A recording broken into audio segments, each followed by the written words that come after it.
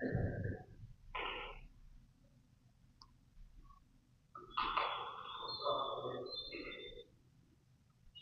لیے بڑی خوش قسمتی اور مسرت کی بات ہے کہ اسٹیج پر تشریف فرما میرے استاد محترم حضرت مفتی نظام الدین صاحب دامت برکاتہ باوجود اپنی مشغولیت اور مصروفیت کے کسی اور جگہ کا حضرت کا سفر تھا، لیکن حضرت نے ہمارے لیے وقت نکال کر ہماری دعوت کو قبول فرمایا۔ ہم حضرت کا استقبال کرتے ہیں اور تہہ دل سے شکریہ ادا کرتے ہیں اور دعا کو ہے کہ اللہ رب العزت حضرت کو صحت کاملہ عاجلہ مستمرہ دائمہ نصیب فرمائے اور حضرت سابق استاد حدیث دارالعلوم شاہ ولی اللہ ہے اور حضرت کئی خوبیوں کے مالک ہیں، بس سب سے بڑی خوبی یہی ہے کہ حضرت کے اندر امت کا درد، امت کا غم اور امت کے سلسلے میں بڑی ہمدردی ہے، جس کے بارے میں ہمیشہ حضرت اپنے مقام پر رکھ کر کسی نہ کسی مشغولیت اور مصروفیت میں مصروف رہتے ہیں۔ حضرت کے ماتحتی بھی کئی ادارے اور مدارس میں چلتے ہیں اور الحمدللہ اللہ کا شکر اس وقت مرکز العلوم کے نام سے جہاں دارالقضا کا ایک بہت بڑا شعبہ چلتا ہے بنگلور میں، جس میں کئی جو ہے وہاں سے پڑھے ہوئے فضلاء علماء قاضی بن کر والے جا کر وہاں کام کرتے ہیں۔ اللہ رب العزت بدل کے سائے اور ہمارے ضرورت قائم قائم فرمائے۔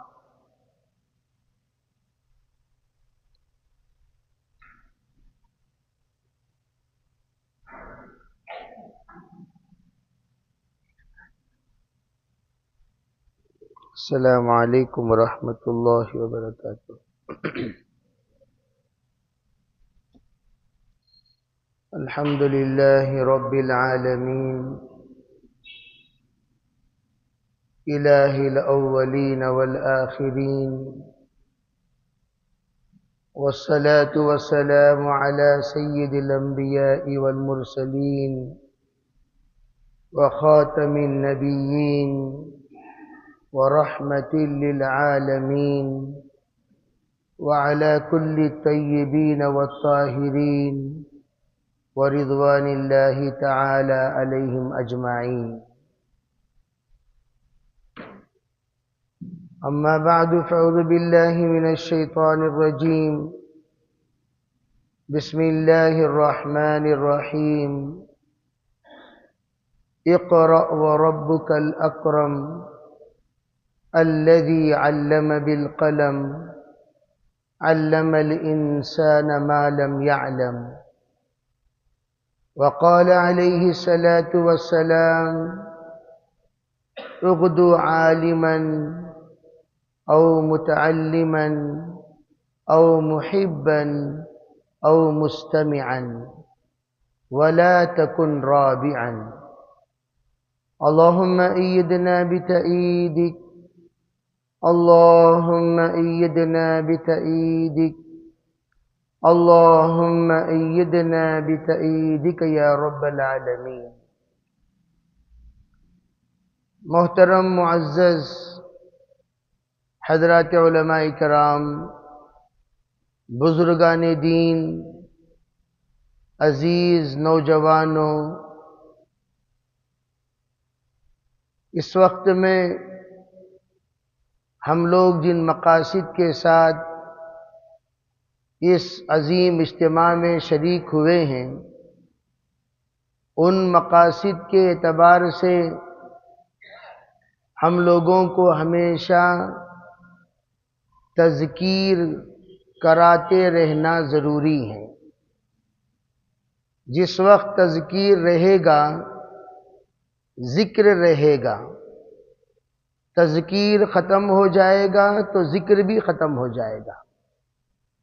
فذکر فإن الذکریٰ تنفع المؤمنین، تذکیر ضروری ہے ذکر کی بقا کے لیے، اس لیے ہمیشہ اس بات کو یاد رکھنا چاہیے۔ حضرت مولانا انعام الحسن صاحب رحمۃ اللہ علیہ سے کسی نے پوچھا، حضرت اعمال میں اخلاص پیدا کرنے کے لیے کیا کریں؟ حضرت نے عجیب جواب دیا، یوں کہا، عمل کی ابتدا میں، وسط میں، انتہا میں تجدید نیت کیا کرو. تو جس کی بنیاد پر اعمال میں اخلاص پیدا ہوں گے. چنانچہ نماز پڑھتے ہیں، نماز میں بھی یہی 3 باتیں ہیں. ہر رکن میں، قیام میں 3 مرتبہ، ابتدا میں، وسط میں، انتہا میں، رکوع میں 3 مرتبہ، سجدے میں 3 مرتبہ. آپ اگر یہ عمل کرنا شروع کر دیں، آپ خود محسوس کریں گے کہ نماز کے اندر استحضار پیدا ہو رہا ہے. تو الغرض مقاصد بار بار یاد دلانے پڑتے ہیں. طلباء کو بھی یاد دلانا پڑتا ہے، بھئی تم لوگ کیوں آئے ہو. سالکین کو بھی یاد دلانا پڑتا ہے، تم لوگ کیوں آئے ہو.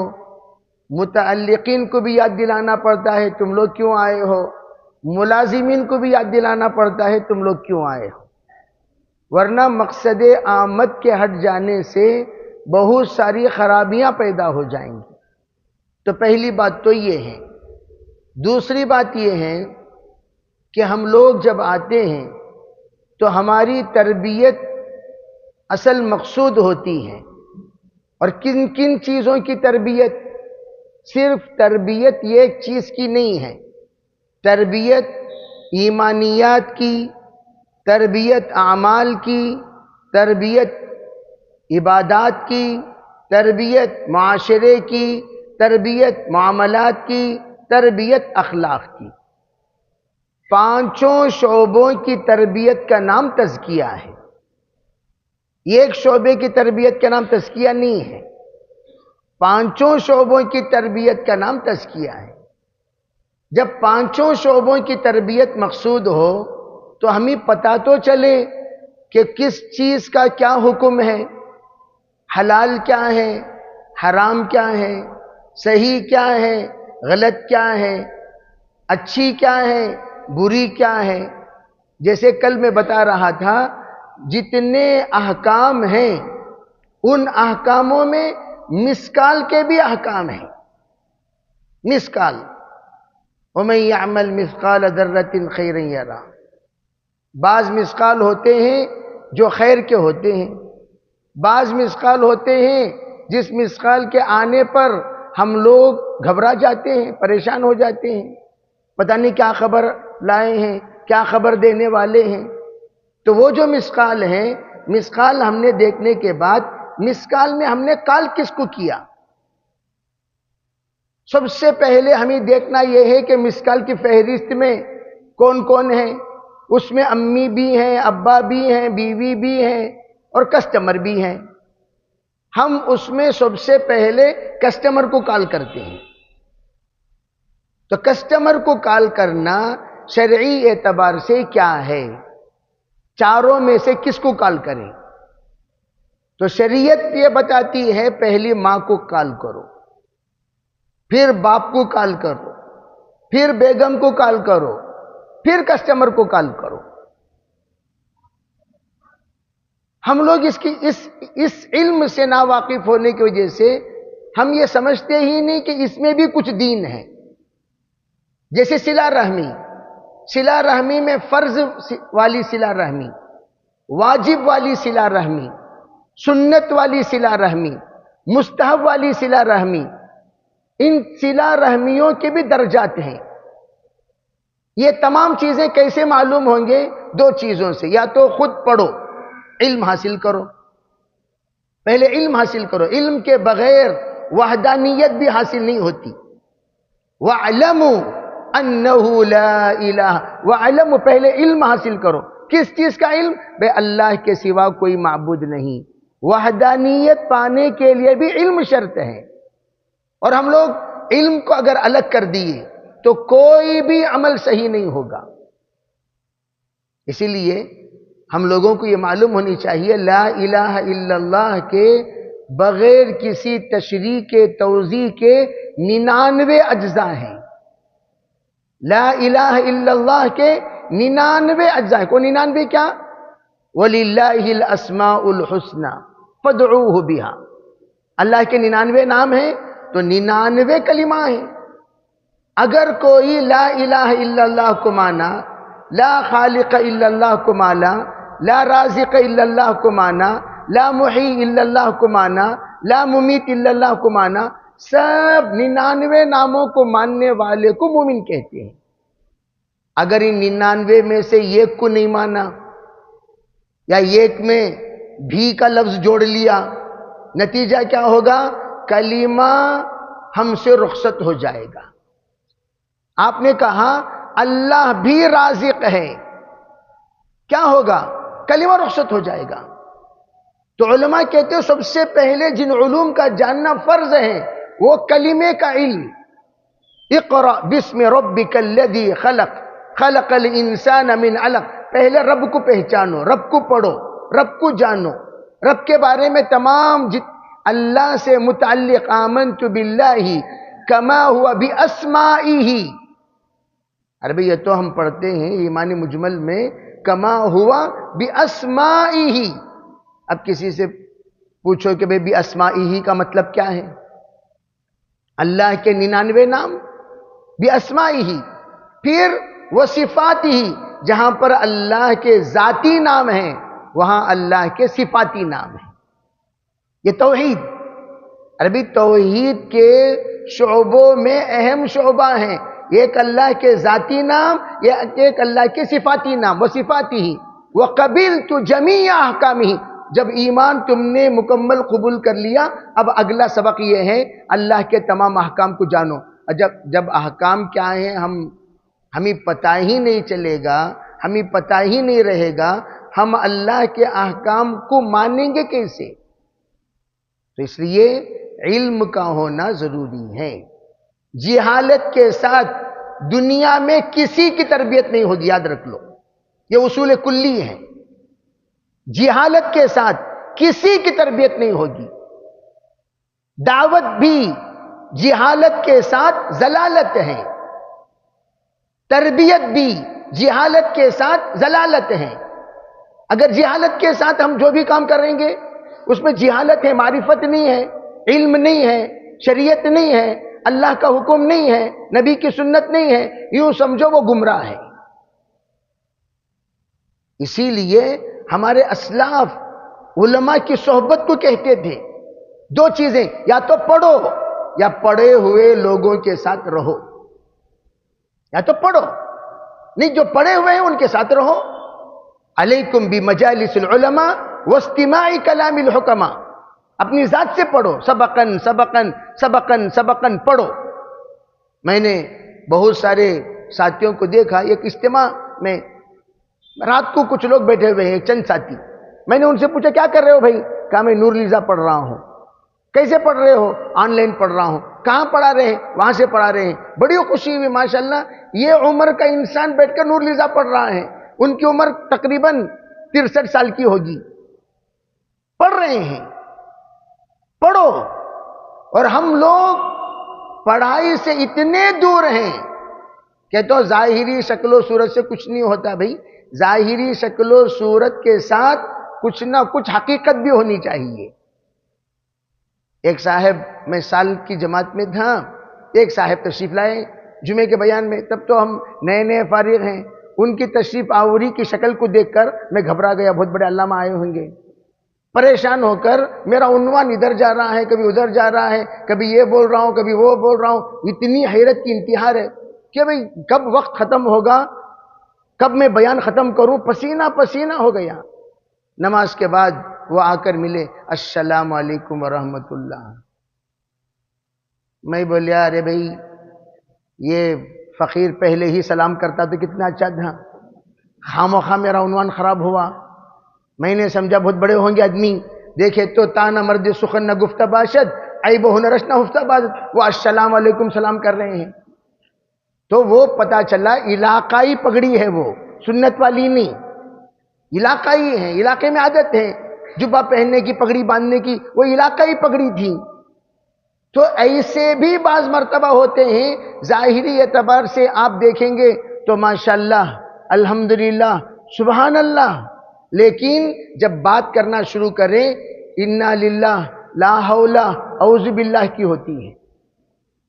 تو اس طرح نہیں، ہم جو بھی ہیں سب سے پہلے اسلام کا اس سبق کا انداز، اس سبق کی ترتیب ہمارے تمام اسلاف کہتے ہیں جس ترتیب سے علم نبوت شروع ہوئی ہے، دعوت نبوت شروع ہوئی ہے، تربیت نبوت شروع ہوئی ہے، نبوت کے اسباق شروع ہوئے ہیں، اسی ترتیب پر ہم ہر کام شروع کریں گے۔ پہلا کیا؟ اقرا، اللہ کو پڑھو، بسم ربک الذی خلق۔ رب پتا چلا کہ پہلا تو سبق ہم اللہ کو پڑھیں گے، الحمدللہ یہ تو سبق شروع ہو گیا۔ دوسرا کیا؟ دوسرا اقرا وربک الاکرم، اتنے سبق پر اکتفا نہ کرنا،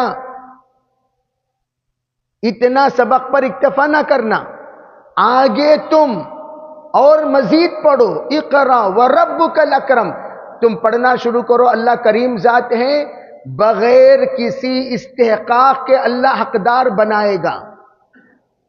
دو اقرا ہے، دو اقرا کی عجیب مفسرین نے تفسیر کی۔ پہلا اقرا وورل نصاب، دوسرا اقرا کتابی نصاب۔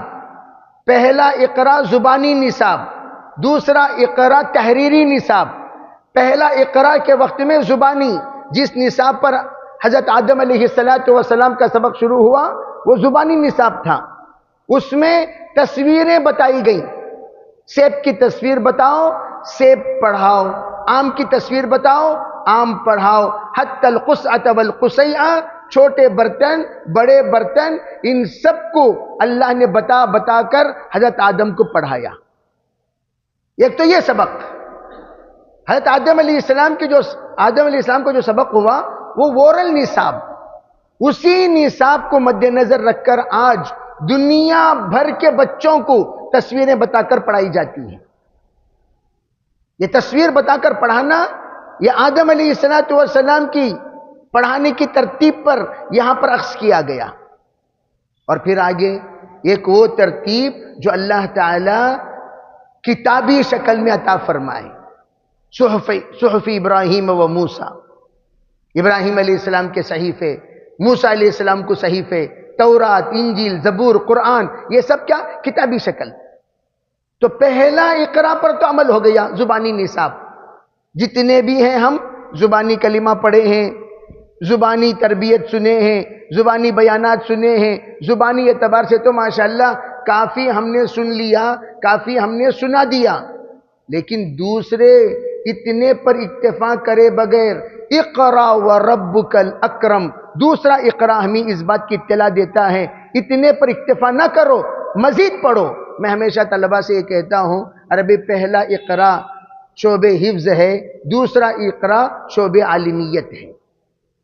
پہلا اقرا شعبہ حفظ ہے، اس لیے کہ شعبہ حفظ میں جب بچے پڑھتے ہیں اس میں معنی نہیں جانتے، قلم کا وہاں پر کوئی کام نہیں۔ شعبہ حفظ میں سب جانتے ہیں شعبہ حفظ میں قلم کا کوئی کام نہیں، لیکن شعبہ عالمیت میں قلم ہی قلم ہے، قلم ہی قلم ہے۔ چنانچہ یہاں دوسرا اقرا کیا ہے؟ اقرا وربک الاکرم الذی علم بالقلم۔ پتہ چلا زبانی نصاب تک اکتفا نہ کرو، اور مزید تم پڑھنا چاہتے ہو، اللہ کریم ہے، ہر غیر مستحق کو بھی مستحق اللہ بنائے گا، لیکن قلم ہاتھ میں پکڑنا شروع کرو۔ قلم لو اپنے ہاتھ میں، کاپی لو اپنے ہاتھ میں، الف با تا سے لکھنا شروع کرو۔ نتیجہ کیا ہوگا؟ علم بالقلم علم الانسان ما لم یعلم، اللہ تمہیں علامہ بنا دے گا، علم دیتا جائے گا، علم اللہ سکھاتا جائے گا۔ محنت میں کسر مت کرو، سستی مت کرو، کاہلی مت کرو، پڑھتے جاؤ پڑھتے جاؤ پڑھتے جاؤ۔ یہ علم کیوں ضروری ہے؟ علم اس لیے ضروری ہے، نسلوں کو اگر آپ تربیت کرنا چاہتے ہیں تو آپ جاہل ہو کر تربیت نہیں کر سکتے۔ آپ اپنی بیوی کو بھی تربیت کرنا چاہتے ہیں۔ ایک ساتھی کو میں نے کہا، کبھی آپ نے اپنے بیگم سے کلمہ سنا؟ تو انہوں نے کہا حضرت ایک بار سننے کے واسطے بیٹھا جی، انہیں بولے پہلے تمہیں پڑھو جی، پہلے تمہیں پڑھو جی۔ اب میری گرفتاری شروع ہو گئی، کیوں؟ اب پڑھو جی کر بولتے میں نے کلمہ پڑھنا شروع کیا، میں اس کی اصلاح کرنا تو دور کی بات، میرے کلمے کی اصلاح کرنا شروع کر دی۔ جب سے اس نے تمہیں پڑھو جی بولی تب سے میں پڑھو جی بولنا چھوڑ دیا. تو اس کا مطلب کیا ہے؟ بھئی صحابہ حضور کی خدمت میں تعلیم حاصل کرتے تھے اور اپنے اہل خانہ کو جا کر سکھاتے تھے. علم یہاں حاصل کیا، علم جا کر وہاں سنایا. اب یہاں اجتماع میں جو کچھ ہم سن رہے ہیں، سننے کے بعد اس کو ہم اپنی ذات تک محفوظ رکھ کر نہ چھوڑیں. علم باقی رہتا ہے 3 کاموں سے. ایک، جو بھی سنو اس پر عمل کرو. عمل ضروری. حضرت فاطمہ الزہرا رضی اللہ تعالی عنہ سید النساء اہل الجنہ ہیں ضرور. حضرت فاطمہ سید النساء اہل الجنہ، لیکن پوری حدیث کی کتابوں میں حضرت فاطمہ کی روایت کردہ روایتیں صرف 50. پتہ چلا بولنا ضروری نہیں، روایت کرنا ضروری نہیں، لیکن حضرت فاطمہ رضی اللہ تعالی عنہا نے اپنی اولاد کی ایسی تربیت کی، یہاں پر اپنی ذات کو جہاں پر جنتی بنایا، حسن اور حسین کو بھی کیا کیا؟ سیدہ شباب اہل الجنہ بنا دیا. حسن رضی اللہ تعالی عنہ، حضرت حسین رضی اللہ، دونوں کیا بنایا؟ سیدہ شباب اہل الجنہ. پتہ چلا سب سے پہلے جتنا جانتے ہو اس پر عمل کرو، اس سے علم باقی رہے گا. نمبر 1. نمبر 2، اگر تم علم کو باقی رکھنا چاہتے ہو، جو تم نے سنا اسے سناتے رہو. ایک عمل میں بتاتا ہوں. حضرت ابو حنیفہ رحمۃ اللہ علیہ سے کسی نے پوچھا، حضرت ایمان پر خاتمہ کے لیے کیا کریں؟ شیطان تو شیطان ہے. مولانا عبید اللہ صاحب رحمۃ اللہ فرمایا کرتے تھے، ارے بھئی ہم پرانے ہیں، شیطان سب سے پرانا. ابھی بھی شیطانوں کا مربی آدم علیہ السلام کو ورغلانے والا شیطان ہے. اس زمانے کا شیطان ابھی بھی ہے. انذرنی الی یوم یبعثون، اس بھی قیامت تک کی مہلت اس نے لے لی، اور وہی ان کا مربی. اتنا پرانا شیطان کتنے لوگوں کو دیکھا ہوگا، کتنے انبیاء کا زمانہ اس نے دیکھ لیا، صحابہ کا زمانہ اس نے دیکھ لیا، اولیاء کا زمانہ اس نے دیکھ لیا، نیک لوگوں کا زمانہ اس نے دیکھ لیا، عابدین کا زمانہ اس نے دیکھ لیا، زاہدین کا زمانہ اس نے دیکھ لیا. کیا کروں؟ اور حدیث پاک میں ہے آخری وقت میں شیطان اتنا وسوسہ پیدا کرے گا، اتنا زندگی بھر جتنی محنت کیا آخری وقت میں محنت کرتا ہے ایمان سے وہ نکل جائے، اس کی زبان سے کفریہ جملہ نکلے. اب ایمان کے ساتھ جاننے کے لیے کیا کریں؟ حضرت نے فرمایا دیکھو بھئی 2 عمل بتاتا ہوں. پہلا عمل، اللہ کی دی ہوئی نعمتوں میں سب سے بڑی نعمت ایمان، اور اس نعمت کا اتنا شکریہ ادا کرو. شکر ادا کرتے کرتے کرتے کرتے وہ ایمان اس سطح پر پہنچے گا جہاں پر شیطان کی شیطانیت نہیں پہنچ سکتی. اور وہ کیسے پہنچے گا ایمان اس سطح پر؟ 3 طریقے سے. ایک، ایمان پر شکریہ ادا کرو کہ یا اللہ تو نے ایمان دیا جزاک اللہ، یا اللہ تو نے ایمان دیا جزاک اللہ. یہ نہیں، بلکہ ایمان کے تقاضے پر چلو. ایمان کا تقاضا کیا ہے؟ نماز کے وقت میں نماز، روزے کے وقت میں روزہ، معاملات کے وقت میں معاملہ، معاشرے کے وقت میں معاشرہ، اخلاق کے وقت میں اخلاق، خدمت کے وقت میں خدمت. جو ایمان کا تقاضا جس وقت میں جو ہو وہ تقاضا پورا کرو. ایک ایمان کا. نمبر 2 کیا ہے؟ اس ایمان کی دعوت دو. سمجھاؤ لوگوں کو، بھئی ایمان کا تقاضا پورا کرنے والے تم بھی بنو، تم بھی بنو، تم بھی بنو. کیوں؟ دعوت سے استقامت ملتی ہے. یعنی اسے کہتے ہیں سمجھانا، سکھانا، پڑھانا، تعلیم و تعلم کرنا. پڑھاؤ ان کو، جو کچھ تم نے عمل کیا وہ عمل دوسروں سے بھی کرایا کرو. 2. تیسرا عمل کیا؟ دعا کیا کرو، شکریہ طور پر دعا کیا کرو. یہ 3 عمل ہو گیا. اور دوسرا عمل سب سے اہم یہ بتایا، مغرب کی 2 رکعت سنت جب پڑھو اس وقت میں پہلی رکعت میں فلق، دوسری رکعت میں سورہ ناس پڑھا کرو. مغرب کی 2 رکعت سنت جب پڑھو، پہلی رکعت میں فلق اور دوسری رکعت میں سورہ ناس پڑھا کرو. اب اندازہ لگائیے آپ، جو بندہ حضرت ابو حنیفہ رحمۃ اللہ کی اس بات پر عمل کرنا شروع کر دے کبھی وہ بات کو بھولے گا؟ ارے بھائی عمل کرنا شروع کر دے تو کبھی بھولے گا؟ صحابہ احادیث الفاظ کے اعتبار سے پورے یاد نہیں رکھ سکتے تھے، وہ الگ بات ہے، لیکن صحابہ تمام حدیثوں پر عمل کرتے تھے۔ الفاظ سب سے مروی نہیں، حضرت ابو ہریرہ سے جتنی روایتیں مروی ہیں دیگر صحابہ سے اتنی روایتیں مروی کیوں نہیں؟ آپ یہ مت سمجھو تمام صحابہ کرام کو روایتیں یاد نہیں تھیں، یاد تھیں عملی شکل میں، الفاظ کی شکل میں نہیں، وہ بولتے نہیں تھے، کرتے تھے۔ چنانچہ تمام صحابہ بلا کسی استثناء رضی اللہ عنہم ہیں۔ اسی لیے علم کو باقی رکھنے کے لیے پہلا کام عمل، دوسرا کام مذاکرہ، تیسرا کام علم جو کچھ بھی اللہ نے آپ کو عطا کیا ہے اس عطا کردہ علم کو بلغوا عنی ولو آیا دوسروں تک پہنچاتے رہو، دوسروں تک پہنچاتے رہو۔ مذاکرہ اپنوں میں ہوتا ہے اور تعلیم پرائیوں میں ہوتا ہے۔ اپنوں میں تو مذاکرہ، جیسے کلاس کے بچے ہیں آپس میں بیٹھ کر مذاکرہ کریں گے، آپ دوست و احباب ہیں آپس میں بیٹھ کر آج مذاکرہ کیا ہوا، پہلا مذاکرہ کیا ہوا، دوسرا مذاکرہ کیا ہوا، تیسرا مذاکرہ کیا ہوا، چوتھا مذاکرہ کیا ہوا، مذاکرے بیٹھ کر آپ آپس میں کریں گے، تو یہ تو مذاکرہ ہو گیا۔ تیسرا کام کیا ہے؟ جو کچھ آپ کے اندر موجود ہے جتنا سکھاتے رہو گے اتنا تمہارے اندر وہ علم باقی رہے گا۔ اسی لیے کہتے ہیں مالدار سخی کسے کہتے ہیں؟ عام طور پر ہمارے یہاں جو ہی کہا جاتا ہے سخی تو ہم یوں سمجھتے ہیں پیسہ خرچ کرنے والے کو سخی کہتے ہیں، یہی ہمارے دماغوں میں موجود ہے۔ جو چیز جس کے پاس ہے اسے خرچ کرنے کو سخی کہتے ہیں۔ علم والا علم خرچ کرے گا، علم والا علم خرچ کرے گا، ہنر والا ہنر خرچ کرے گا، مہارت والا مہارت خرچ کرے گا، پیسہ والا پیسہ خرچ کرے گا، اخلاق والا اخلاق خرچ کرے گا۔ وہ اپنے اپنے پاس جو خوبیاں ہیں وہ خوبیاں دوسروں تک پہنچانے کا نام سخی۔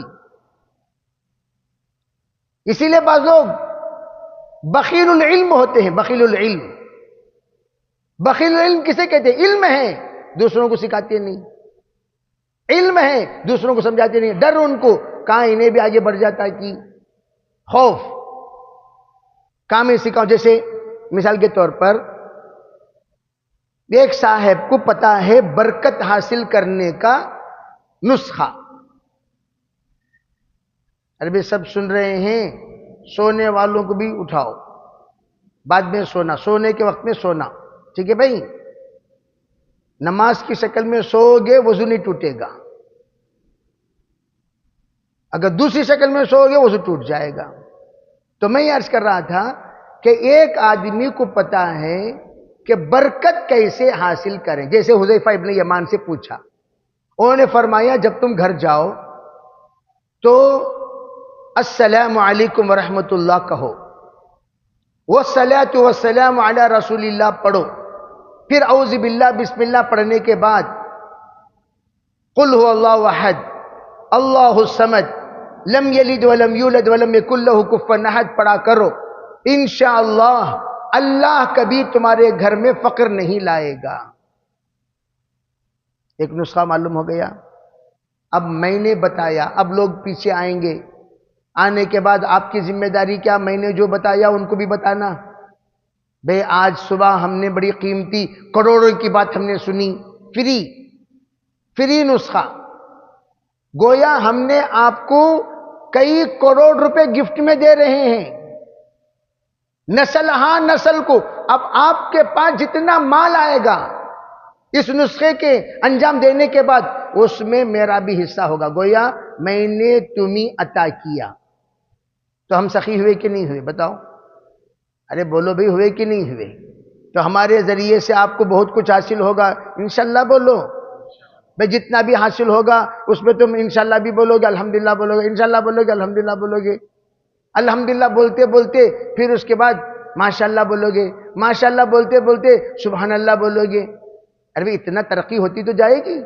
ہمیشہ الحمدللہ الحمدللہ کے سطح پر نہیں، الحمدللہ کو ماشاءاللہ کے درجے پر لانا ہے، ماشاءاللہ کو سبحان اللہ کے درجے پر لانا ہے، درجات بلند کرنا ہے. ہمیشہ الحمدللہ نہیں. کیسے ہیں آپ؟ الحمدللہ. کیسے ہیں آپ؟ ماشاءاللہ. کیسے ہیں آپ؟ سبحان اللہ. تو یہ درجات تو سخی اسے کہتے ہیں. تو جب علم ہے ہمارے پاس، اس علم کو عطا کرو. اب اس کے لیے کرنا کیا چاہیے؟ علماء کی صحبت. علماء کی صحبت. جتنے ہم جاہل کسے کہتے ہیں؟ دیکھو، جاہل کی دو علامت. سب سے پہلی علامت وہ کچھ نہیں جانتا. دوسری علامت جانتا ہے، غلط جانتا ہے. یہ دونوں بھی جاہل. جو کچھ نہیں جانتا وہ بھی جاہل، جو غلط جانتا ہے وہ بھی جاہل. ہم ایک کو تو جاہل سمجھتے ہیں، دوسروں کو جاہل نہیں سمجھتے. بہت سارے وہ ہیں غلط عقیدہ بولتے ہیں، وہ بھی جاہل. غلط مسائل بولتے ہیں، وہ بھی جاہل. غلط نسخہ بولتے ہیں، وہ بھی جاہل. غلط طریقہ بولتے ہیں، وہ بھی جاہل. غلط راستہ بتاتے ہیں، وہ بھی جاہل. ضلوا فاضلوا. یہ کہا حدیث پاک میں، ایک زمانہ آئے گا لوگ جاہلوں سے جا کر فتویٰ طلب کریں گے. جاہل فتویٰ دیں گے. وہ یہ نہیں کہے گا مجھے نہیں پتا، وہ یہ نہیں کہے گا مجھے نہیں پتا، وہ کہے گا مجھے پتا ہے، مجھے پتا ہے، مجھے معلوم ہے. غلط فتویٰ دے گا، وہ بھی گمراہ ہوگا، دوسروں کو گمراہ کرے گا. اسے کہتے ہیں جاہل. اس کے لیے حکم کیا دیا گیا؟ علماء کی صحبت میں رہا کرو. ایک صاحب کہنے میں علماء کی صحبت میں رہتا ہوں. میں نے کہا بھئی وہ عالم ہے، آپ کو کس نے کہا؟ نہیں، ان عالم کے سکے دکھتی ہیں. لوس کیا جی تمہیں؟ پاگل ہو گئے ہو آپ؟ عالم کے سکا جو بھی دکھے گا سب کے پاس بیٹھ جاؤ گے؟ ارے بھئی جو عالم ہے وہ عالم ہے کہ نہیں ہے علماء کہنا چاہیے. عالم کی سند علماء دیں گے، مفتی کی سند مفتی دیں گے، فقیہ کی سند فقہا دیں گے، محدث کی سند محدثین دیں گے. جیسے ڈاکٹر کی سند پیشنٹ دیتے ہیں. ارے بھئی ڈاکٹر کی سند سب پیشنٹ مل کر دیتے ہیں؟ کون دیتے ہیں؟ ڈاکٹر دیتے. مربی کی سند مربی دیں گے. یہ مربی ہیں، ان کی تربیت پہ رہو. یہ شیخ ہیں، ان سے تم بیعت کرو. یہ صحیح عقیدے والے شیخ ہیں. بعض شیخ ہیں دین کو میخ مار ڈالتی ہوں لوگ. شیخ مارو دین کو میخ، شیخ مارو شریعت کو میخ. وہ کون ہے؟ جاہل شیخ، جس نے عقیدہ بگاڑ دیا. اللہ ہم سب کی حفاظت فرمائے. تو اس لیے ہم انتخاب، فانظروا، حسن بصری رحمت اللہ علیہ نے عجیب بات کہی. جب بھی تم دین حاصل کرنے کے لیے جاؤ، جانچ لیا کرو، غور کر لیا کرو، تحقیق کر لیا کرو. امن تاخذون دینکم، کس سے تم دین حاصل کر رہے ہو؟ اس کے لیے دوسرا نسخہ حضور نے کیا فرمایا؟ اگر تم دین حاصل کرنا چاہتے ہو، صحابہ اکرام تمہیں چھوڑ کر جا رہا ہوں. ایک صحابہ اکرام کے قول سے، صحابہ اکرام کے عمل سے، صحابہ اکرام کی تقریرات سے تم دین حاصل کرو. قول صحابہ حجت ہے، عمل صحابہ حجت ہے، سکوت صحابہ حجت ہے. اس سے تم دین حاصل کرو. صحابہ نے تابعین کو سکھایا، تابعین نے تبع تابعین کو سکھایا. ایک بڑا مجمع صحبت میں سیکھتا چلا گیا. نتیجتاً کیا ہوا؟ نتیجتاً علم آگے بڑھتا چلا گیا. اسی لیے اغدو عالمن، یوں کہا گیا عالم یا تو تم عالم بنو. نہیں عالم نہیں بن سکتے. اب کہاں حضرت یہ حالت میں عالم ہم کہاں بنیں گے؟ ٹھیک ہے متعلمن، سیکھنے والے بنو. یا تو سکھاؤ نہیں تو سیکھو. کس کے پاس سیکھیں؟ عالم کے پاس سیکھو. اگر یہ بھی نہیں ہو سکتا، مشکل ہے ہمارے لیے، ہم مصروف ہیں زیادہ، کیا کریں؟ فرمایا مستمعاً، جب بھی کوئی عالم بات کرے جب بھی کوئی فقیہ بات کرے، جب بھی کوئی محدث بات کرے، جب بھی کوئی سمجھدار بات کرے، جب بھی کوئی حکیم بات کرے، جب بھی کوئی مربی بات کرے، تو ایسے موقع پر مستمعاً، غور سے سنو. استمعوا، حضور کا حکم ہے، استمعوا، ابو داؤد کی روایت کہ غور سے سنا کرو. یسمع منکم، تم سے سنا جائے گا. تم سے پیچھے کے لوگ پوچھیں گے حضرت نے کیا کہا، حضرت نے کیا کہا، حضرت نے کیا کہا. جو سنا ہی نہیں وہ کیا جا کر سنائے گا بھائی؟ توجہ سے جو سنے گا وہی تو سنائے گا، جو سنا ہی نہیں وہ جا کر کیا سنائے گا؟ تو اس لیے حضور نے فرمایا صحابہ کو غور سے سنو، تمہاری بات سنی جائے گی. جب تابعین آئیں گے آ کر پوچھیں گے حضور نے کیا کہا، حضور نے کیا کہا، حضور نے کیا کہا، تو تمہیں بتانا ہے حضور نے کیا کہا. اور صحابہ اتنا غور سے حضور کی بات سنتے تھے، کس قول میں حضور کا چہرے کا رنگ بدلا صحابہ جانتے تھے، بیان کرتے تھے. کس قول میں صحابہ کرام یہ جانتے تھے حضور کی آنکھیں سرخ ہوئیں، کس وقت وہ کس جملے کی ادائیگی کے وقت آپ کی آواز بلند ہوئی، کس جملے کی ادائیگی کے وقت آپ کی آواز پست ہوئی، کس جملے کو ادا کرتے وقت آپ کا اشارہ کیا تھا، کس جملے کو ادا کرتے وقت آپ کی نظر کس کی طرف تھی. یہ سب صحابہ غور کرتے تھے. آپ اندازہ لگاؤ کتنا غور سے سنتے ہوں گے صحابہ. اتنا غور سے سننا ہے. استمعوا، اسی کو کہا گیا یسمع منکم. پھر آگے کیا گیا؟ وَيُسْمَعْ مِمَّنْ يَسْمَعْ مِنْكُمْ، اور ان سے بھی سنا جائے گا جو تم سے سنیں گے. یعنی کیا مطلب؟ صحابہ سے سنیں گے تابعی، تابعی سے سنیں گے تبع تابعی. اللہ کے رسول علیہ السلام اشارہ فرما دیا گویا یہاں سے سلسلے کتابت، سلسلے سماعت ختم، سلسلے کتابت شروع. چنانچہ صحابہ کے زمانے میں حدیث کی کتابیں لکھنا شروع کر دی گئی، اور تابعین کے زمانے میں، تبع تابعین کے زمانے میں سیاہ ستہ کی شکل میں کتابیں تیار ہو گئی. یہ پیشن گوئی تھی آپ کی اشارتاً کہ سماعت کا دور چلے گا ہمارے زمانے میں، تابعین کے زمانے میں، تبع تابعین کے زمانے میں. پھر اس کے بعد سماعت کا دور پر کتابت کا دور شروع ہو جائے گا. پھر سماعت آپ کتابت کے ساتھ سن سکتے ہو، کتابت کے ساتھ سماعت. بہت ساری سنی جانے والی باتیں لکھی ہوئی آپ کو ملیں گی. یہ اشارہ تھا آپ کا. تو میں یہ عرض کرنا چاہتا ہوں تو ایک تو یہ ہے کہ ہم غور سے سنیں گے. اس لیے کہا مستمعاً، تیسرے نمبر پر تم سنو، غور سے سنو. قرآن پاک میں جب قرآن پڑھا جائے حکم یہ ہے فَاسْتَمِعُوا لَهُ، قرآن جب پڑھا جائے غور سے سنو. کب؟ جب سنائی دے. اگر سنائی نہ دے تو کیا کریں؟ وَانْصِتُوا، خاموش رہو. دونوں حکم دیا گیا. فجر میں قرآن پاک سنائی دے، سنو. مغرب میں سنائی دے رہی ہے، سنو. آیتیں سمجھ میں آ رہی ہیں، سنو. عشاء میں قرات سنائی دے رہی ہے، سنو. عصر میں، ظہر میں سنائی نہیں دے رہی ہے، نہیں، خاموش رہو. مغرب کی تیسری رکعت میں، عشاء کی تیسری اور چوتھی رکعت میں سنائی دے رہی ہے، نہیں، خاموش رہو.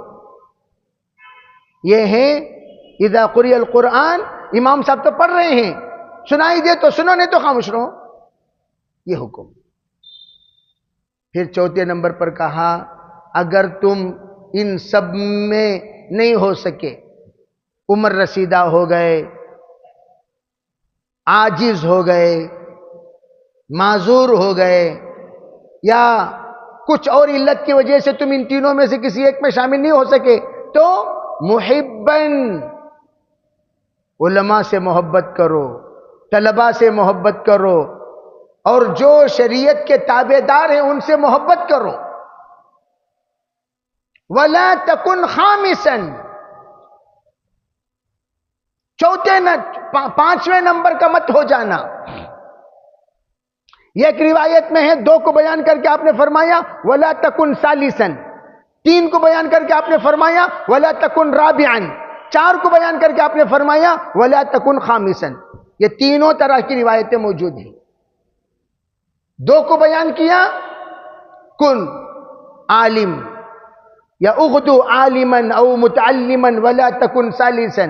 دوسری روایت اغدو عالما او متعلما او مستمعا ولا تکن رابعا. تیسری روایت کن عالما او متعلما او مستمعا او محبا ولا تکن خامسا. کتنی روایتیں ہو گئیں؟ 3. فرمایا یا تو عالم بن یا متعلم بن یا مستمع بن, غور سے سننے والا, نہیں تو محبت کرنے والا بن. 5واں نہ بن ورنہ ہلاک و برباد ہو جائے گا. 5واں کون ہے؟ حاسدن, عاندن, حسد کرنے والا, دشمنی کرنے والا, نفرت کرنے والا, ان سے دور رہنے والا, نقطہ کرنے والا, انگلی کرنے والا. بعض لوگ ہوتے نہیں, ان کا کام کیا؟ علماء کو انگلی کرتے رہنا. کیا کرتے رہنا؟ علماء کو انگلی کرو, طلباء کو انگلی کرو, سالکین کو انگلی کرو, شیخ کو انگلی کرو, مقتدیوں کو انگلی کرو, داعیوں کو انگلی کرو, نیک لوگوں کو انگلی کرو. کرتے کہ نہیں کرتے؟ بعض لوگ انگلی کرتے. بعض لوگ سنتوں کو انگلی کرو, شریعت کو انگلی کرو. انگلی, ان کی انگلی خاموش نہیں رہتی, ہمیشہ انگلی حرکت میں رہتی ہے. جو حرکت میں رہتی ہے انگلی, وہ کون سی انگلی ہے؟ شرارت والی انگلی, حرکت, وہ خاموش نہیں رہتی انگلی وہ. اور جو شرارت کرتے ہیں, شریر اور شرور, ان تینوں سے پناہ مانگا کرو. شریر, شر اور شرور, پناہ مانگا کرو. اس لیے میں عرض کیا کرتا ہوں بھئی اللہ سے یہ مانگو کہ یا اللہ مجھے اس جماعت کے ساتھ جوڑ کر رکھ. میں نہیں پڑھ سکا, اب کیا کروں؟ بچوں کو تو پڑھاؤ, مکتب میں جماؤ. میں نہیں پڑھ سکا, تمہیں پڑھے کیا بھی نہیں پڑھے, تمہیں پڑھے کیا بھی نہیں پڑھے, تمہیں پڑھے نہیں پڑھے, تمہیں پڑھے نہیں پڑھے. اولاد کو پڑھاؤ بھائی. نہیں حضرت ہمارے اولاد بڑے بڑے ہو گئے. نواسا ہے؟ ہاں ہے. پوترا ہے؟ ہاں ہے. فرائض علم حاصل کرنے کے لیے مکاتب میں جماؤ. مکتب میں جمانا بچوں کو یہ ہر والدین کی ذمہ داری ہے, ہر سمجھدار کی ذمہ داری. اگر نہیں جماؤ گے تو کیا ہوگا؟ ابواہ یہودانہ وینصرانہ ویمجسانہ. ماں باپ بچوں کو تربیت نہ دینے کی وجہ سے بچے یہودی, نصرانی, مجوسی بن جائیں گے. ابھی سے تربیت مکتب کے ذریعے سے. اور وہ مکتب میں جمانے کا شوق, بہت سارے ماشاءاللہ یہ کہتے ہیں فلاں مولانا سے دوستی ہونے کے بعد میں نے میرے بچوں کو مدرسے میں جمایا. مولانا سے دوستی, مولانا سے تعلق, مولانا سے رشتہ, مولانا سے اٹھنا بیٹھنا. اور آج کل مولانا کے پاس بیٹھ کر سنتے نہیں, سناتی سو سنتے نہیں. کیا کرتے ہیں؟ مولانا جی ایسا کریں گے مولانا, ویسا کریں گے مولانا, ایسا رہیں گے مولانا, ویسا رہیں گے مولانا. ہم نے پوچھا جی بھائی آپ یہاں مولانا کو اپنے صحبت میں رکھنے کے لیے آئے یا مولانا کی صحبت میں بیٹھنے کے لیے آئے؟ کیوں آئے؟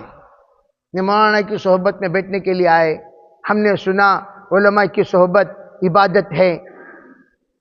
عبادت میں امام صاحب کچھ بولنا سو, مقتدیاں سننا. یہاں پورے مقتدیاں بول رہے ہیں, امام صاحب سن رہے ہیں. یہ کیسے مقتدی ہو گئی تم لوگ؟ پورے مقتدی بول رہے ہیں مولانا جی ایسا کر لیں گے, مولانا جی ایسا کر لیں گے, مولانا ایسا کر لیں گے, مولانا خاموش. اچھا بھائی جی, اچھا ٹھیک ہے جی, اچھا بھائی اچھی بات ہے, اچھی بات ہے جی. کیا فرمایا؟ ہاں ٹھیک ہے ٹھیک ہے جی. آپ نے کیا کہا؟ جی ٹھیک ہے. کیا مطلب؟ امام صاحب مقتدیوں کی سن رہے ہیں, امام صاحب کی کوئی نہیں سن رہا. علماء کی صحبت میں آ کر سننے کو کہا گیا، سنانے کو نہیں.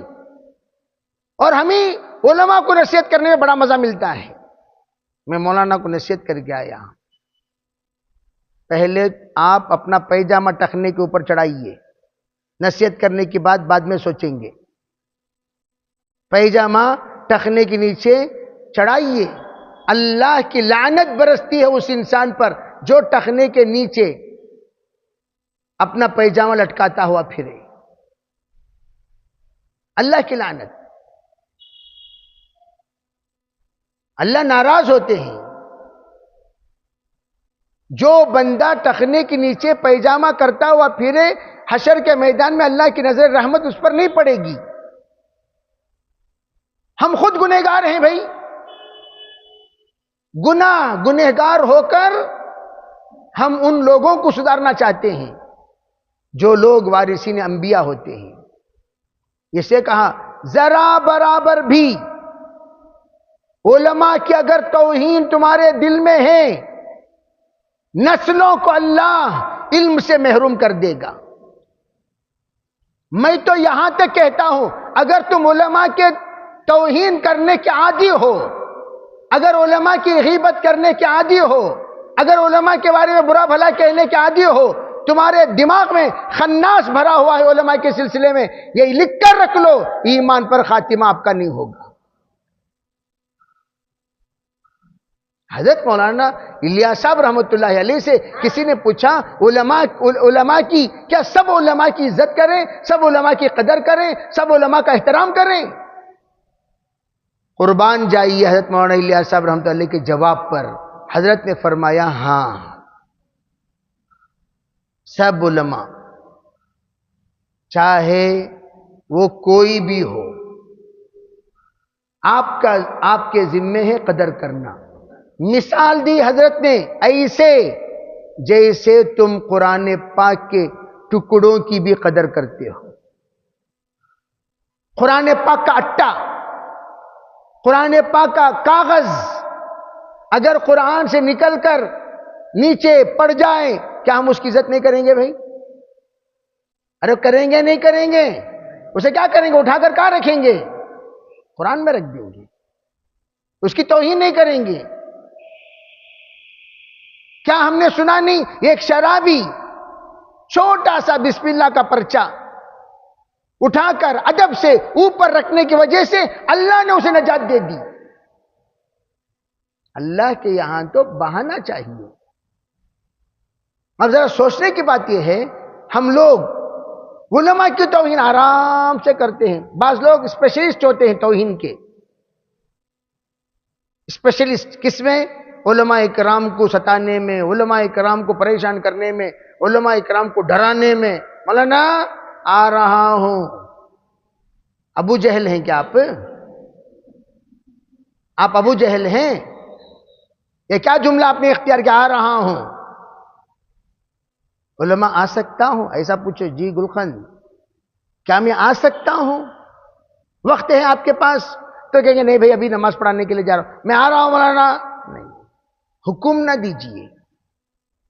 آپ کے آ سکتا ہوں، آنے کی اجازت ہے. حضرت سے آ کر کسی نے کہا حضرت میں تو تعاون کرتا ہوں مدارس کو، لیکن میرے نسل میں کوئی حافظ و عالم نہیں. حضرت نے فرمایا ارے بھائی شیخ صاحب، سیٹھ صاحب، آپ جس وقت تنخواہ دیتے ہیں مدرسے کے اساتذہ کو کیسے دیتے ہیں؟ فرمایا میں دیتا ہوں، اپنے آفس میں بلاتا ہوں، بلا کر ان کو ان کے جو کچھ مشاہرہ ہیں ان کے حوالے کر دیتا ہوں. اور پھر کیا کرتے ہیں؟ فرمایا بس اور کچھ نہیں. فرمایا ایک بات سنیے سیٹھ صاحب، آپ آئندہ سے ان کو اپنے آفس میں بلا کر تنخواہ نہ دیں، بلکہ آپ ان کے حجرے میں جا کر تنخواہ دیں. عالم کو بلائیں، کوئی حرج نہیں. غیر عالم کو بلائیں، اس میں حرج ہے. کیا کریں؟ ایسا کرو ٹھیک. اور سیٹھ صاحب خیال رکھنا، کیا آپ جب تنخواہ دیں آپ کا ہاتھ نیچے رہیں، علماء کا ہاتھ اوپر رہیں، اس طرح آپ تنخواہ پیش کیجئے۔ علماء اوپر سے تنخواہ لیں گے، گویا بھئی الید العلیا خیر من ید السفلی، نیچے کا ہاتھ آپ کا ہو، اوپر کا ہاتھ علماء کا ہو۔ وارثین نبی کا ہاتھ نیچے نہیں ہونی چاہیے اور ہمارا ہاتھ اوپر نہیں ہونا چاہیے۔ کیا حضرت انشاءاللہ۔ اور دوسری بات سیٹھ صاحب جی، آپ جب مدرسے کو جائیں، اساتذہ جب پڑھا رہے ہوں، آہستہ سے ان کے چپل درست کر دیا کریں، آہستہ سے ان کے چپل سیدھے کر دیا کریں۔ جو اساتذہ کے چپل ہیں، حالانکہ آپ کے پاس تنخواہ لینے والے اساتذہ، سیٹھ صاحب آپ ان کے چپل درست کر دیا کریں۔ دل میں یہ سوچو یا اللہ ایک عالم دین کی میں نے عزت کی، ایک عالم دین کی میں نے قدر کی، ایک عالم دین کا میں نے احترام کیا، ایک عالم دین کو میں نے یہ اعزاز سے بخشا۔ یا اللہ میری نسل میں تو علماء کو پیدا فرما، حفاظ کو پیدا فرما۔ کہتے ہیں الحمدللہ میں نے اس بات پر عمل کرنا شروع کیا، اللہ کا شکر ہے، کرم ہے، 10 سال گزرے، اللہ نے میرے خاندان میں 60 حفاظ پیدا کر دی۔ عربی بات سمجھ میں آ رہی نہیں؟ توبہ کریں گے انشاءاللہ۔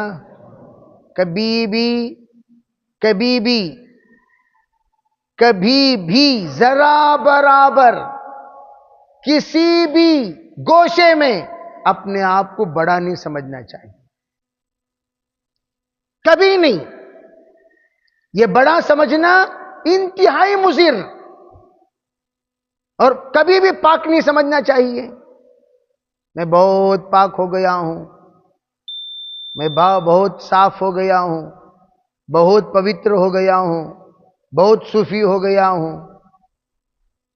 قرآن منع کرتا ہے وَلَا تُزَكُّوا أَنفُسَكُمْ، بے ایسا مت کرو، اپنے آپ کو پاک نہ سمجھو کبھی۔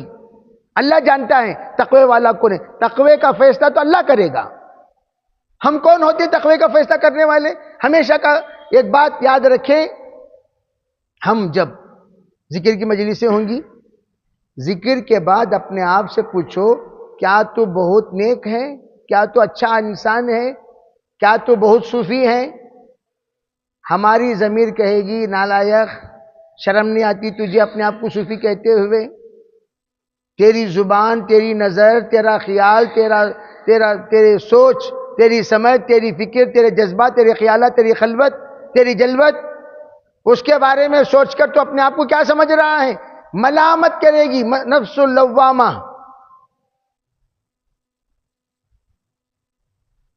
اس وقت اللہ سے توبہ استغفار کرو، یا اللہ میرے کیا کیا گناہ ہیں، ایک فہرست، ذہنی فہرست بناؤ۔ کون سی فہرست؟ ذہنی فہرست، اور ایک ایک گناہ کو ڈیلیٹ کرتے جاؤ، ایک ایک گناہ۔ پھر ڈیلیٹ کرنے کے بعد پھر کل کی ذکر کی مجلس میں پھر مراقبہ کرو، پھر دل بتائے گا پروانی ذرہ سدھر کو ہے تو سدھر کو اب بھی 24 آورز بھی ہوئے نہیں، اور بھی کچھ سدھرنا باقی ہے۔ کیوں؟ پرانا گناہ جلدی مٹے گا نہیں، پرانا گناہ۔ جیسے میں ہمیشہ کہا کرتا ہوں، ایک ہے پینسل کی لکیر والا گناہ، ربڑ میں یوں حرکت دو مٹ جائے، صاف ہو جائے، اور ایک ہے ہلکے سے قلم کا گناہ، ذرا مشقت کی ضرورت ہے، اور ذرا گہرا گناہ اور مزید مشقت کی، اس کے لیے الگ ربڑ لانا چاہیے، انک پین ربڑ لا کر اسے، اور ذرا گہرا گناہ اسے اور الگ سے کوئی شکل اختیار کریں گے۔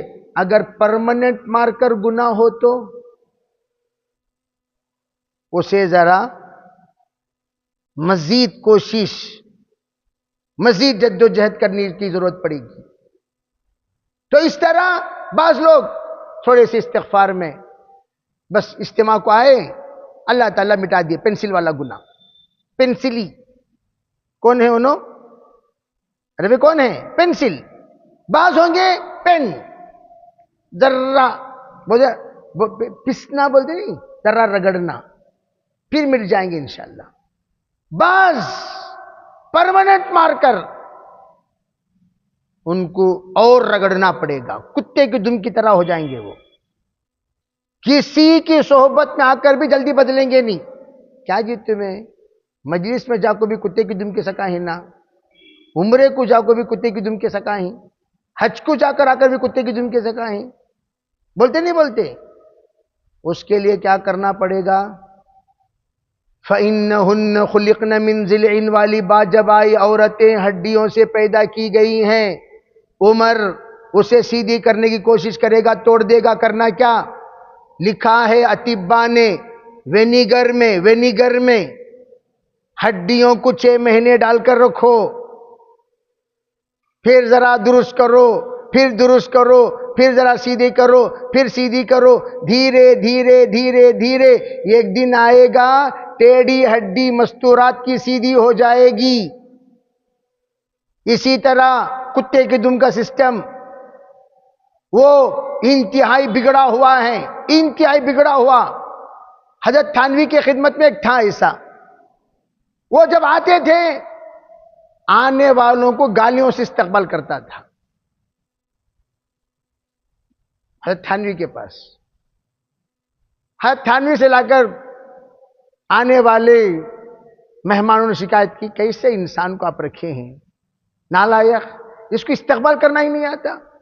آتے ہوئے آورے بول کر بلائے تو یہ تو آورے، تو یہ تو ہلکی سی بات ہو گئی. میں جو کہہ رہا ہوں بڑی سی موٹی سی بات جو آپ حضرات سننے کے اور سنانے کے عادی ہیں، وہ جملہ بول لیجئے. تو اب یہ جملے سے کسی نے استقبال کیا تو غصہ آئے گا نہیں آئے گا؟ حضرت تھانوی کے بعد کیسے انسان نکالیے اس کو. پہلے کہنے لگے حضرت تھانوی، ارے بھائی یہ تو انتہائی ہلکی تو آپ حضرات سن رہے ہیں. یہ جب جناب تشریف لائے اتنی موٹی موٹی ملفوظات سنایا کرتے تھے، کان میں گھستے ہوئے کان کے دروازے آٹومیٹک بند ہو جاتے تھے.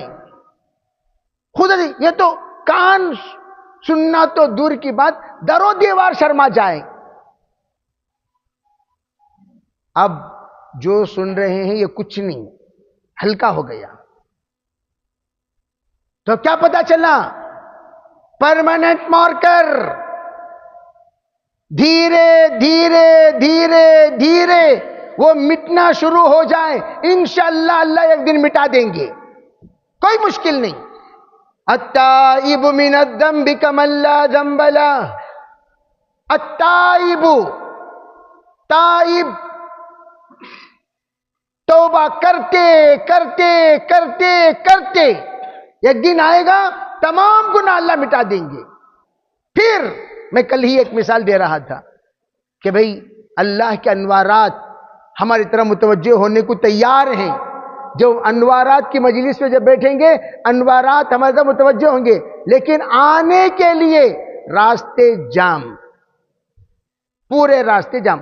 آنکھوں میں انوارات بسنا چاہتے ہیں، آنکھوں میں گناہ کی گندگیوں نے انوارات کو دھکا دے کر ڈھکیل دیا. کان میں کان کی گندگی، زبان میں زبان کی گندگی. آپ اندازہ لگائیے جب پاک چیز ہم کسی گلاس میں لینا چاہتے، شربت، اب اگر گلاس کے اندر گندگی ہو، کوئی شربت ڈالیں گے؟ کیا بولیں گے؟ بھائی گلاس گندا ہے، بھائی جا کر دھو کر لاؤ. دھو کر لانے کے بعد آپ پانی ڈالیں گے، شربت ڈالیں گے، جو بھی ڈالیں گے دھو کر لانے کے بعد ڈالیں گے. اسی طرح اللہ تو چاہ رہا ہے میں ان کو دوں، لیکن ظرف گندا ہے، دل گندا، اعضاء گندے. اللہ کیسے ڈالیں گے جب ان تمام کو رگڑ، زکا یزکی کے معنی مانجنے کے آتے ہیں. بعض برتن عورتوں کو دیکھیں گے جلدی جلدی جلدی جلدی جلدی جلدی، کیوں؟ پانی پیے سو گلاس آئیے، دھونے کی کیا ضرورت؟ جلدی جلدی، ذرا تھوڑی سی مشقت. وہ کیا؟ دودھ پیے سو گلاس. اور ذری مشقت، یہ کیا بھئی دودھ پی کر یا چائے پیو سے گلاس، ذرا مشقت، چائے کی پتیاں ذرا گاڑی ہوتی کہ نہیں ہوتی، اور ذرا، کیوں؟ ارے بھئی ایک کھٹورا سالن کا ہے، اور ذرا، یہ کھٹوروں میں ہم نے چاکنا ڈالا تھا، اور ذرا مشقت، یہ پکوان کے برتن ہیں۔ ارے بھئی سن رہے ہو نہیں سن رہے؟ جس طرح مانجنے کی، مانج کی، ایک بار مانج، 2 بار مانج، 3 بار مانج، 10 بار مانج۔ اسی طریقے سے تزکیہ کہتے ہیں دلوں کو مانجو، اعضاء کو مانجو، مانج کر اسے جب اتنا قابل بنا دو وہ نور لینے کے قابل بن جائے، پھر اللہ ہم سب کو انشاءاللہ نورانی بنا دیں گے، کریں گے انشاءاللہ بھائی۔ اللہ تعالی ہم سب کو عمل کی توفیق عطا فرمائے۔ وآخر دعوانا الحمدللہ رب العالمین۔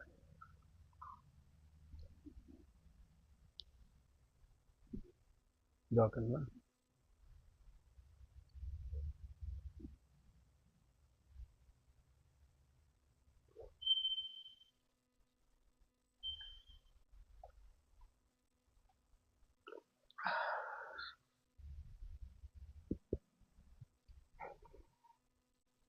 درود شریف پڑھ لیجئے۔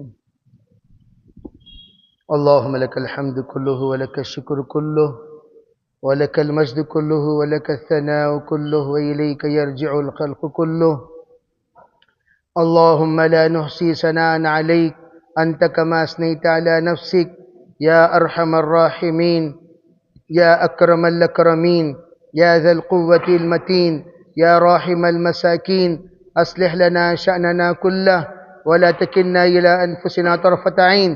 اللهم صل على محمد بعد من صلى وصام، اللهم صل على محمد بعد من قعد وقام، اللهم صل على محمد كما تحب وترضى عدد كما تحب وترضى یا رب العالمین۔ اے اللہ ہم سب کے گناہوں کو معاف فرما، یا اللہ ہمارے خطایا سے درگزر فرما، بقیہ زندگی تیرے احکامات پر مرضیات پر گزارنے کی توفیق عطا فرما، یا اللہ تیرے نیک بندوں میں ہمیں شامل فرما، نیک بندوں میں ہمیں شامل فرما، نیک بندوں میں شامل فرما، یا اللہ ہمارے اندر کی گندگیوں کو صاف فرما، ہمارے اندر کی گندگیوں کو پاک فرما، یا اللہ تجھے بسانے کے لیے ہم یہاں پہنچے ہوئے ہیں، یا اللہ ہمارے تمام اعضاء کو تیرے انوارات کے بسنے کے قابل بنا دے، تیری رحمتوں کے بسنے کے قابل بنا دے، تیرے بسنے کے قابل بنا دے، یا اللہ تمام مومنوں کے قلوب تیرے عرش ہوا کرتے ہیں، یا اللہ ہمارے دلوں کو یا اللہ تیرے عرش الرحمن بنا دے، عرش الرحمن بنا دے، عرش الرحمن بنا دے، یا اللہ ہم میں سے ایک کو اپنے گناہوں کا احساس نصیب فرما، اپنے گناہوں کا احساس نصیب فرما، یا اللہ جو کچھ میں ہماری پچھلی زندگی میں ہو چکے ہیں ان تمام سے